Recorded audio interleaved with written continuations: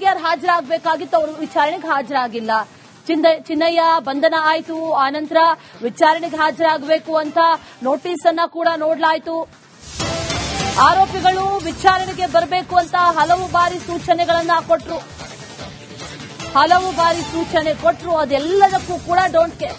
ಇಷ್ಟೆಲ್ಲ ಆದ್ರೂ ಕೂಡ ವಿಚಾರಣೆಗೆ ಅವರು ಹಾಜರಾಗ್ತಾ ಇಲ್ಲ, ವಿಚಾರಣೆಗೆ ಹಾಜರಾಗಿಲ್ಲ ಅನ್ನುವಂತ ನಿಟ್ಟಿನಲ್ಲಿ ಅವ್ರಿಗೇನು ನೋಟಿಸ್ ಅನ್ನ ನೀಡಲಾಗ್ತಾ ಇಲ್ಲ. ನೋಟಿಸ್ ಮೇಲೆ ನೋಟಿಸ್ ಕೊಟ್ಟಂತ ಎಸ್ಐಟಿ ಈಗ ಒಂದು ನೋಟಿಸ್ ಕೊಡದೆ ತಣ್ಣಗಾಗಿದ್ ಯಾಕೆ ಅನ್ನೋ ಪ್ರಶ್ನೆ.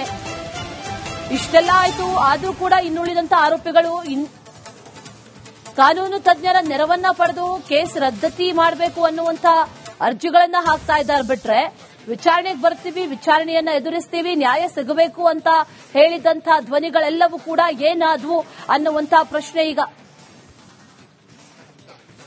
ಇದೇ ವಿಚಾರಕ್ಕೆ ಸಂಬಂಧಪಟ್ಟಂತೆ ಮತ್ತಷ್ಟು ಡೀಟೇಲ್ಸ್ ಅನ್ನ ಕೊಡ್ತಾರೆ ನಮ್ಮ ಪ್ರತಿನಿಧಿ ದಿನೇಶ್. ನೇರ ಸಂಪರ್ಕದಲ್ಲಿ ಜಾಯಿನ್ ಆಗಿದ್ದಾರೆ. ದಿನೇಶ್, ಒಂದಷ್ಟು ಅನುಮಾನಗಳು, ಒಂದಷ್ಟು ಪ್ರಶ್ನೆಗಳು ಎರಡೂ ಕಡೆ ಮೇಲೂ ಕೂಡ ಕೇಳಿ ಬರ್ತಾ ಇದೆ. ಒಂದು ಎಸ್ಐಟಿ ಅಧಿಕಾರಿಗಳ ಮೇಲೆ, ಯಾಕಂದ್ರೆ ಈ ಹಿಂದೆ ವಿಚಾರಣೆ ಕರೆದಂತಹ ಸಂದರ್ಭದಲ್ಲಿ ಬಂದಿಲ್ಲ ಅಂತ ಅಂದ್ರೆ ತಕ್ಷಣದಲ್ಲಿ ನೋಟಿಸ್ ಜಾರಿ ಆಗ್ತಾ ಇತ್ತು. ಆದ್ರೆ ಈಗ ವಿಚಾರಣೆಗೂ ಕರೀತಾ ಇಲ್ಲ, ವರದಿಯನ್ನ ಒಪ್ಪಿಸಬೇಕು. ಯಾವ ವರದಿಯನ್ನ ಒಪ್ಪಿಸ್ತಾರೆ, ಯಾರ ವಿಚಾರಣೆಯೂ ನಡೆದಿಲ್ಲ, ಏನ್ ಮಾಡ್ತಾರೆ ಅನ್ನೋ ಪ್ರಶ್ನೆ. ಈ ಕಡೆಯಿಂದ ನಾವು ಬರ್ತೀವಿ ಅಂತ ಹೇಳಿದವರು ಕೇಸೇ ರದ್ದತಿ ಮಾಡಿ ನಮ್ದೇನ್ ಪಾತ್ರ ಇಲ್ಲ ಅಂತ ಹೇಳ್ತಾ ಇದ್ದಾರೆ. ಓವರ್ ಆಲ್ ಆಗಿ ಏನ್ ನಡೀತಾ ಇದೆ, ಹಾಗಾದ್ರೆ ವಿಚಾರಣೆ ಒಂದು ತಾರ್ಕಿಕ ಅಂತ್ಯಕ್ಕೆ ಬರೋದು ಯಾವಾಗ ಅನ್ನುವಂತ ಪ್ರಶ್ನೆ. ದಿನೇಶ್. ಹೌದು ಅಶ್ವಿನಿ, ಅಂದ್ರೆ ವಿಚಾರಣೆ ಅನ್ನುವಂಥದ್ದು ತಾರ್ಕಿಕ ಅಂತ್ಯಕ್ಕೆ ಯಾವಾಗ ಬರುತ್ತೆ ಅನ್ನುವಂತ ಪ್ರಶ್ನೆ ಎಲ್ಲರಲ್ಲಿ ಕೂಡ ಇರುವಂತದ್ದು. ಯಾಕಂದ್ರೆ ಧರ್ಮಸ್ಥಳ ಪ್ರಕರಣ ಈ ಶುರುವಾಗಿ 3-4 ತಿಂಗಳು ಆಗ್ತಾ ಬಂತು. ಇದುವರೆಗೂ ಕೂಡ ಒಂದು ರೀತಿಯಾದಂತಹ ತಾರ್ಕಿಕ ಅಂತ್ಯ ಬರಲಿಲ್ಲ. ಅದರ ಜೊತೆಗೆ ಒಂದಷ್ಟು ಜನರ ವಿಚಾರಣೆ ಕೂಡ ಬಾಕಿ ಇದೆ. ಈ ಹಿಂದೆ ಎಸ್ಐಟಿ ಒಂದಷ್ಟು ಜನರಿಗೆ ನೋಟಿಸ್ ಅನ್ನು ಕೊಟ್ಟು ವಿಚಾರಣೆಗೆ ಒಳಪಡಿಸಲಾಗಿತ್ತು. ಆ ಸಂದರ್ಭದಲ್ಲಿ ತನಿಖೆ ಕೂಡ ಬಹಳಷ್ಟು ಚುರುಕಾಗಿ ನಡೀತಾ ಇತ್ತು. ಆದ್ರೆ ಈಗ ತನಿಖೆ ಒಂದು ಮಟ್ಟದಲ್ಲಿ ತಣ್ಣಗಾಗಿದೆ ಅನ್ನುವಂತ ಒಂದಷ್ಟು ಮಾತುಗಳು ಕೂಡ ಕೇಳಿ ಬರ್ತಾ ಇದೆ. ಯಾಕಂದ್ರೆ ಈ ಹಿಂದೆ ವಿಚಾರಣೆಗೆ ಏನು ನೋಟಿಸ್ ಅನ್ನು ನೀಡಿದಂತ ಸಂದರ್ಭ, ಅಂದ್ರೆ ಆರಂಭಿಕವಾಗಿ ವಿಚಾರಣೆಗೆ ನೋಟಿಸ್ ಅನ್ನ ನೀಡಿದಂತಹ ಸಂದರ್ಭದಲ್ಲಿ ಆ ಒಂದು ಬುರುಡೆ ಗ್ಯಾಂಗ್ನ ಸದಸ್ಯರೇನಿದ್ರು, ಅಂದ್ರೆ ಮಹೇಶ್ ಶೆಟ್ಟಿ ತಿಮರೋಡಿ ಆಗಿರುವುದು, ಗಿರೀಶ್ ಮಟ್ಟಣ್ಣ ಅವರಾಗಿರುವುದು, ಜೊತೆಗೆ ಅವರ ಜೊತೆ ಗುರುತಿಸಿದಂತ ಒಂದಷ್ಟು ಜನ ಆಗಿರ್ಬೋದು, ಬಹಳ ಶೀಘ್ರವಾಗಿ ಅವರು ವಿಚಾರಣೆಗೆ ಹಾಜರಾಗ್ತಿದ್ರು. 8-10 ದಿನಗಳ ಕಾಲ ವಿಚಾರಣೆಯಲ್ಲಿ ತೊಡಗಿಕೊಳ್ತಾ ಇದ್ರು. ಆದ್ರೆ ಯಾವಾಗ ಎರಡನೇ ಹಂತ, ಅಂದ್ರೆ ಚಿನ್ನಯ್ಯನ ಬಂಧನದ ಬಳಿಕ ಏನು ಹೆಚ್ಚುವರಿಯಾಗಿ ಒಂದಷ್ಟು ಜನರನ್ನ ಬಂಧಿಸ್ತಾರೆ ಅನ್ನುವಂತ ಒಂದಷ್ಟು ಅನುಮಾನಗಳು ಕೂಡ ಕಾಡ್ತಾ ಇತ್ತು. ಆ ಸಂದರ್ಭದಲ್ಲಿ ಅಂದ್ರೆ ಎರಡನೇ ಹಂತದಲ್ಲಿ ಮಹೇಶ್ ಶೆಟ್ಟಿ ತಿಮರೋಡಿ, ಗಿರೀಶ್ ಮಟ್ಟಣ್ಣವರ್, ಏನು ಟಿ ಜಯಂತಿ, ಇವರಿಗೆಲ್ಲ ನೋಟಿಸ್ ಅನ್ನು ನೀಡಿದ ಸಂದರ್ಭದಲ್ಲಿ ಅವರು ಯಾರು ಕೂಡ ಎರಡನೇ ಹಂತದಲ್ಲಿ ವಿಚಾರಣೆಗೆ ಹಾಜರಾಗಲಿಲ್ಲ. ಬದಲಾಗಿ ಅವರು ಹೈಕೋರ್ಟ್ಗೆ ಹೋಗಿ ಅದಕ್ಕೆ ತಡೆಯನ್ನ ತಂದಿರುವಂತ, ತಾತ್ಕಾಲಿಕವಾಗಿ ತಡೆಯನ್ನ ತಂದಿದ್ರು. ನವೆಂಬರ್ 12ರವರೆಗೂ ಕೂಡ ತಾತ್ಕಾಲಿಕವಾದಂತಹ ತಡೆ ಸಿಕ್ಕಿತ್ತು. ಆ ಬಳಿಕ ತಡೆ ರಿಲೀಫ್ ಆಗಿತ್ತು. ರಿಲೀಫ್ ಆದ್ರೂ ಕೂಡ ಹೈಕೋರ್ಟ್ ಸೂಚನೆಯನ್ನ ನೀಡಿತ್ತು, ಅಂದ್ರೆ ಯಾವುದೇ ಕಾರಣಕ್ಕೂ ಕೂಡ ಕಿರುಕುಳ ನೀಡಿ ಆ ವಿಚಾರಣೆ ನಡೆಸಕೂಡದು ಅನ್ನುವಂಥದ್ದನ್ನ, ಇದನ್ನು ಅಡ್ವಾಂಟೇಜ್ ಆಗಿ ತೆಗೆದುಕೊಂಡಂತಹ ಏನು ಬುರುಡೆ ಗ್ಯಾಂಗ್ನ ಸದಸ್ಯರೇನಿದ್ದಾರೆ ಯಾರು ಕೂಡ ಸದ್ಯ ವಿಚಾರಣೆಗೆ ಹಾಜರಾಗ್ತಾ ಇಲ್ಲ. ಎಸ್ಐಟಿ ಕೂಡ ಇವರ ವಿಚಾರಣೆಯಲ್ಲಿ ಒಲವು ತೋರಿಸ್ತಾ ಇಲ್ವಾ ಅನ್ನುವಂತ ಒಂದಷ್ಟು ಅನುಮಾನಗಳು ಕೂಡ ಕಾಡ್ತಾ ಇದೆ. ಸದ್ಯ ಒಂದಷ್ಟು ಜನರ ವಿಚಾರಣೆ ಬಾಕಿ ಇದೆ. 3 ವಾರಗಳು ಆಗ್ತಾ ಬಂತು, ಅಂದ್ರೆ ಹೈಕೋರ್ಟ್ ನ ತಡೆ ರಿಲೀಫ್ ಆಗಿ 3 ವಾರ ಆಗ್ತಾ ಬಂತು. ಯಾರ ವಿಚಾರಣೆ ಕೂಡ ಆಗ್ತಾ ಇಲ್ಲ. ಇವರ ವಿಚಾರಣೆ ಯಾವಾಗ ಅನ್ನುವಂತ ಪ್ರಶ್ನೆ ಎದ್ದಿರುವಂತದ್ದು Ashwini. Right Dinesh, thank you. Details ಯಾರು ಹಾಜರಾಗಬೇಕಾಗಿತ್ತು ಅವರು ವಿಚಾರಣೆಗೆ ಹಾಜರಾಗಿಲ್ಲ.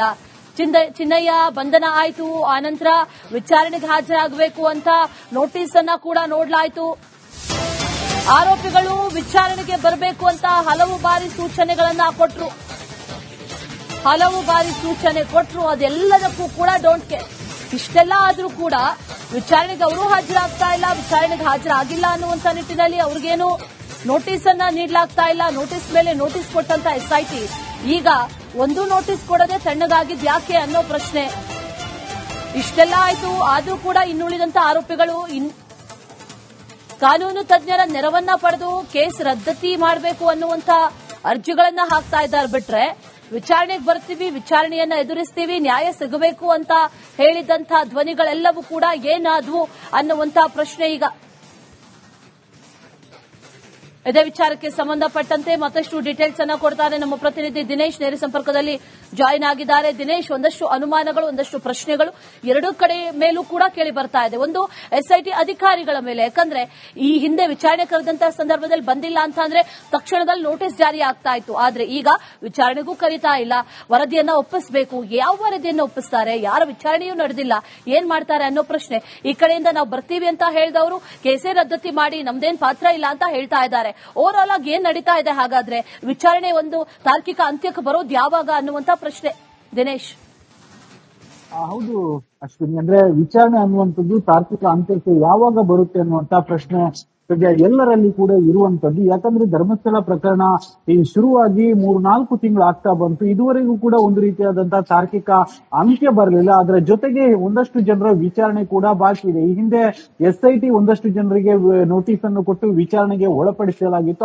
ಆ ಸಂದರ್ಭದಲ್ಲಿ ತನಿಖೆ ಕೂಡ ಬಹಳಷ್ಟು ಚುರುಕಾಗಿ ನಡೀತಾ ಇತ್ತು. ಆದ್ರೆ ಈಗ ತನಿಖೆ ಒಂದು ಮಟ್ಟದಲ್ಲಿ ತಣ್ಣಗಾಗಿದೆ ಅನ್ನುವಂತ ಒಂದಷ್ಟು ಮಾತುಗಳು ಕೂಡ ಕೇಳಿ ಬರ್ತಾ ಇದೆ. ಯಾಕಂದ್ರೆ ಈ ಹಿಂದೆ ವಿಚಾರಣೆಗೆ ಏನು ನೋಟಿಸ್ ಅನ್ನು ನೀಡಿದಂತ ಸಂದರ್ಭ, ಅಂದ್ರೆ ಆರಂಭಿಕವಾಗಿ ವಿಚಾರಣೆಗೆ ನೋಟಿಸ್ ಅನ್ನ ನೀಡಿದಂತಹ ಸಂದರ್ಭದಲ್ಲಿ ಆ ಒಂದು ಬುರುಡೆ ಗ್ಯಾಂಗ್ನ ಸದಸ್ಯರು ಏನಿದ್ರು, ಅಂದ್ರೆ ಮಹೇಶ್ ಶೆಟ್ಟಿ ತಿಮರೋಡಿ ಆಗಿರುವುದು, ಗಿರೀಶ್ ಮಟ್ಟನ್ ಅವರಾಗಿರುವುದು, ಜೊತೆಗೆ ಅವರ ಜೊತೆ ಗುರುತಿಸಿದಂತ ಒಂದಷ್ಟು ಜನ ಆಗಿರ್ಬೋದು, ಬಹಳ ಶೀಘ್ರವಾಗಿ ಅವರು ವಿಚಾರಣೆಗೆ ಹಾಜರಾಗ್ತಾ ಇದ್ರು. 8-10 ದಿನಗಳ ಕಾಲ ವಿಚಾರಣೆಯಲ್ಲಿ ತೊಡಗಿಕೊಳ್ತಾ ಇದ್ರು. ಆದ್ರೆ ಯಾವಾಗ ಎರಡನೇ ಹಂತ, ಅಂದ್ರೆ ಚಿನ್ನಯ್ಯನ ಬಂಧನದ ಬಳಿಕ ಏನು ಹೆಚ್ಚುವರಿಯಾಗಿ ಒಂದಷ್ಟು ಜನರನ್ನ ಬಂಧಿಸ್ತಾರೆ ಅನ್ನುವಂತ ಒಂದಷ್ಟು ಅನುಮಾನಗಳು ಕೂಡ ಕಾಡ್ತಾ ಇತ್ತು. ಆ ಸಂದರ್ಭದಲ್ಲಿ ಅಂದ್ರೆ ಎರಡನೇ ಹಂತದಲ್ಲಿ ಮಹೇಶ್ ಶೆಟ್ಟಿ ತಿಮರೋಡಿ, ಗಿರೀಶ್ ಮಟ್ಟನ್ ಅವರು ಏನು ಟಿ ಜಯಂತಿ ಇವರಿಗೆಲ್ಲ ನೋಟಿಸ್ ಅನ್ನು ನೀಡಿದ ಸಂದರ್ಭದಲ್ಲಿ ಅವರು ಯಾರು ಕೂಡ ಎರಡನೇ ಹಂತದಲ್ಲಿ ವಿಚಾರಣೆಗೆ ಹಾಜರಾಗಲಿಲ್ಲ. ಬದಲಾಗಿ ಅವರು ಹೈಕೋರ್ಟ್ಗೆ ಹೋಗಿ ಅದಕ್ಕೆ ತಡೆಯನ್ನ ತಂದಿರುವಂತ, ತಾತ್ಕಾಲಿಕವಾಗಿ ತಡೆಯನ್ನ ತಂದಿದ್ರು. ನವೆಂಬರ್ 12ರವರೆಗೂ ಕೂಡ ತಾತ್ಕಾಲಿಕವಾದಂತಹ ತಡೆ ಸಿಕ್ಕಿತ್ತು.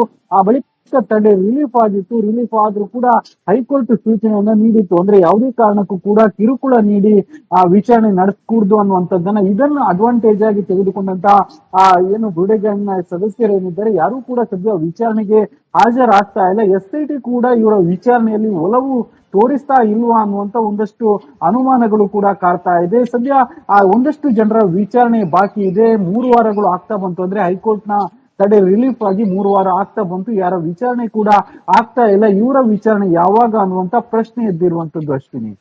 Right Dinesh, thank you. Details ಯಾರು ಹಾಜರಾಗಬೇಕಾಗಿತ್ತು ಅವರು ವಿಚಾರಣೆಗೆ ಹಾಜರಾಗಿಲ್ಲ. ಚಿನ್ನಯ್ಯ ಬಂಧನ ಆಯ್ತು, ಆನಂತರ ವಿಚಾರಣೆಗೆ ಹಾಜರಾಗಬೇಕು ಅಂತ ನೋಟಿಸ್ ಅನ್ನ ಕೂಡ ನೋಡ್ಲಾಯ್ತು. ಆರೋಪಿಗಳು ವಿಚಾರಣೆಗೆ ಬರಬೇಕು ಅಂತ ಹಲವು ಬಾರಿ ಸೂಚನೆಗಳನ್ನ ಕೊಟ್ರು. ಅದೆಲ್ಲದಕ್ಕೂ ಕೂಡ ಡೋಂಟ್ ಕೇರ್. ಇಷ್ಟೆಲ್ಲ ಆದ್ರೂ ಕೂಡ ವಿಚಾರಣೆಗೆ ಅವರು ಹಾಜರಾಗ್ತಾ ಇಲ್ಲ, ವಿಚಾರಣೆಗೆ ಹಾಜರಾಗಿಲ್ಲ ಅನ್ನುವಂತ ನಿಟ್ಟಿನಲ್ಲಿ ಅವ್ರಿಗೇನು ನೋಟಿಸ್ ಅನ್ನ ನೀಡಲಾಗ್ತಾ ಇಲ್ಲ. ನೋಟಿಸ್ ಮೇಲೆ ನೋಟಿಸ್ ಕೊಟ್ಟಂತ ಎಸ್ಐಟಿ ಈಗ ಒಂದು ನೋಟಿಸ್ ಕೊಡದೆ ತಣ್ಣಗಾಗಿದ್ ಯಾಕೆ ಅನ್ನೋ ಪ್ರಶ್ನೆ. ಇಷ್ಟೆಲ್ಲ ಆಯ್ತು, ಆದ್ರೂ ಕೂಡ ಇನ್ನುಳಿದಂತ ಆರೋಪಿಗಳು ಕಾನೂನು ತಜ್ಞರ ನೆರವನ್ನ ಪಡೆದು ಕೇಸ್ ರದ್ದತಿ ಮಾಡಬೇಕು ಅನ್ನುವಂತ ಅರ್ಜಿಗಳನ್ನ ಹಾಕ್ತಾ ಇದ್ದಾರೆ. ಬಿಟ್ರೆ ವಿಚಾರಣೆಗೆ ಬರ್ತೀವಿ, ವಿಚಾರಣೆಯನ್ನ ಎದುರಿಸ್ತೀವಿ, ನ್ಯಾಯ ಸಿಗಬೇಕು ಅಂತ ಹೇಳಿದಂತಹ ಧ್ವನಿಗಳೆಲ್ಲವೂ ಕೂಡ ಏನಾದ್ವು ಅನ್ನುವಂತ ಪ್ರಶ್ನೆ ಈಗ.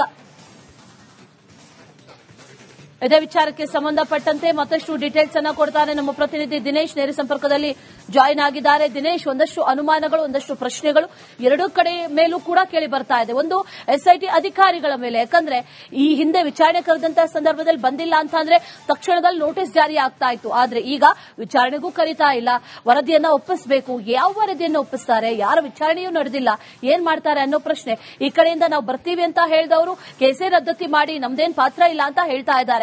ಓವರ್ ಆಲ್ ಆಗಿ ಏನ್ ನಡೀತಾ ಇದೆ ಹಾಗಾದ್ರೆ, ವಿಚಾರಣೆ ಒಂದು ತಾರ್ಕಿಕ ಅಂತ್ಯಕ್ಕೆ ಬರೋದು ಯಾವಾಗ ಅನ್ನುವಂತ ಪ್ರಶ್ನೆ ದಿನೇಶ್.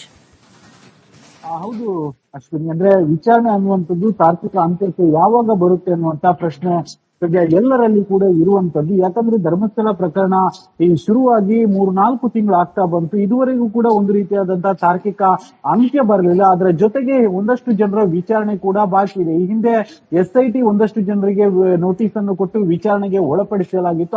ಆ ಸಂದರ್ಭದಲ್ಲಿ ತನಿಖೆ ಕೂಡ ಬಹಳಷ್ಟು ಚುರುಕಾಗಿ ನಡೀತಾ ಇತ್ತು. ಆದ್ರೆ ಈಗ ತನಿಖೆ ಒಂದು ಮಟ್ಟದಲ್ಲಿ ತಣ್ಣಗಾಗಿದೆ ಅನ್ನುವಂತ ಒಂದಷ್ಟು ಮಾತುಗಳು ಕೂಡ ಕೇಳಿ ಬರ್ತಾ ಇದೆ. ಯಾಕಂದ್ರೆ ಈ ಹಿಂದೆ ವಿಚಾರಣೆಗೆ ಏನು ನೋಟಿಸ್ ಅನ್ನು ನೀಡಿದಂತ ಸಂದರ್ಭ, ಅಂದ್ರೆ ಆರಂಭಿಕವಾಗಿ ವಿಚಾರಣೆಗೆ ನೋಟಿಸ್ ಅನ್ನ ನೀಡಿದಂತ ಸಂದರ್ಭದಲ್ಲಿ ಆ ಒಂದು ಬುರುಡೆ ಗ್ಯಾಂಗ್ನ ಸದಸ್ಯರು ಏನಿದ್ರು, ಅಂದ್ರೆ ಮಹೇಶ್ ಶೆಟ್ಟಿ ತಿಮರೋಡಿ ಆಗಿರುವುದು, ಗಿರೀಶ್ ಮಟ್ಟಣ್ಣ ಅವರಾಗಿರುವುದು, ಜೊತೆಗೆ ಅವರ ಜೊತೆ ಗುರುತಿಸಿದಂತ ಒಂದಷ್ಟು ಜನ ಆಗಿರ್ಬೋದು, ಬಹಳ ಶೀಘ್ರವಾಗಿ ಅವರು ವಿಚಾರಣೆಗೆ ಹಾಜರಾಗ್ತಿದ್ರು. 8-10 ದಿನಗಳ ಕಾಲ ವಿಚಾರಣೆಯಲ್ಲಿ ತೊಡಗಿಕೊಳ್ತಾ ಇದ್ರು. ಆದ್ರೆ ಯಾವಾಗ ಎರಡನೇ ಹಂತ ಅಂದ್ರೆ ಚಿನ್ನಯ್ಯನ ಬಂಧನದ ಬಳಿಕ ಏನು ಹೆಚ್ಚುವರಿಯಾಗಿ ಒಂದಷ್ಟು ಜನರನ್ನ ಬಂಧಿಸ್ತಾರೆ ಅನ್ನುವಂತ ಒಂದಷ್ಟು ಅನುಮಾನಗಳು ಕೂಡ ಕಾಡ್ತಾ ಇತ್ತು. ಆ ಸಂದರ್ಭದಲ್ಲಿ ಅಂದ್ರೆ ಎರಡನೇ ಹಂತದಲ್ಲಿ ಮಹೇಶ್ ಶೆಟ್ಟಿ ತಿಮರೋಡಿ, ಗಿರೀಶ್ ಮಟ್ಟಣ್ಣವರು, ಏನು ಟಿ ಜಯಂತಿ, ಇವರಿಗೆಲ್ಲ ನೋಟಿಸ್ ಅನ್ನು ನೀಡಿದ ಸಂದರ್ಭದಲ್ಲಿ ಅವ್ರು ಯಾರು ಕೂಡ ಎರಡನೇ ಹಂತದಲ್ಲಿ ವಿಚಾರಣೆಗೆ ಹಾಜರಾಗಲಿಲ್ಲ. ಬದಲಾಗಿ ಅವರು ಹೈಕೋರ್ಟ್ಗೆ ಹೋಗಿ ಅದಕ್ಕೆ ತಡೆಯನ್ನ ತಂದಿರುವಂತ, ತಾತ್ಕಾಲಿಕವಾಗಿ ತಡೆಯನ್ನ ತಂದಿದ್ರು. ನವೆಂಬರ್ 12ರವರೆಗೂ ಕೂಡ ತಾತ್ಕಾಲಿಕವಾದಂತಹ ತಡೆ ಸಿಕ್ಕಿತ್ತು. ಆ ಬಳಿಕ ತಡೆ ರಿಲೀಫ್ ಆಗಿತ್ತು. ರಿಲೀಫ್ ಆದ್ರೂ ಕೂಡ ಹೈಕೋರ್ಟ್ ಸೂಚನೆಯನ್ನ ನೀಡಿತ್ತು, ಅಂದ್ರೆ ಯಾವುದೇ ಕಾರಣಕ್ಕೂ ಕೂಡ ಕಿರುಕುಳ ನೀಡಿ ಆ ವಿಚಾರಣೆ ನಡೆಸಕೂಡದು ಅನ್ನುವಂಥದ್ದನ್ನ, ಇದನ್ನು ಅಡ್ವಾಂಟೇಜ್ ಆಗಿ ತೆಗೆದುಕೊಂಡಂತಹ ಏನು ಬುರುಡೆ ಗ್ಯಾಂಗ್ನ ಸದಸ್ಯರೇನಿದ್ದಾರೆ ಯಾರು ಕೂಡ ಸದ್ಯ ವಿಚಾರಣೆಗೆ ಹಾಜರಾಗ್ತಾ ಇಲ್ಲ. SIT ಕೂಡ ಇವರ ವಿಚಾರಣೆಯಲ್ಲಿ ಒಲವು ತೋರಿಸ್ತಾ ಇಲ್ವಾ ಅನ್ನುವಂತ ಒಂದಷ್ಟು ಅನುಮಾನಗಳು ಕೂಡ ಕಾಡ್ತಾ ಇದೆ. ಸದ್ಯ ಒಂದಷ್ಟು ಜನರ ವಿಚಾರಣೆ ಬಾಕಿ ಇದೆ. 3 ವಾರಗಳು ಆಗ್ತಾ ಬಂತು, ಅಂದ್ರೆ ಹೈಕೋರ್ಟ್ ನ ತಡೆ ರಿಲೀಫ್ ಆಗಿ 3 ವಾರ ಆಗ್ತಾ ಬಂತು. ಯಾರ ವಿಚಾರಣೆ ಕೂಡ ಆಗ್ತಾ ಇಲ್ಲ. ಇವರ ವಿಚಾರಣೆ ಯಾವಾಗ ಅನ್ನುವಂತ ಪ್ರಶ್ನೆ ಎದ್ದಿರುವಂತದ್ದು ಅಶ್ವಿನಿ.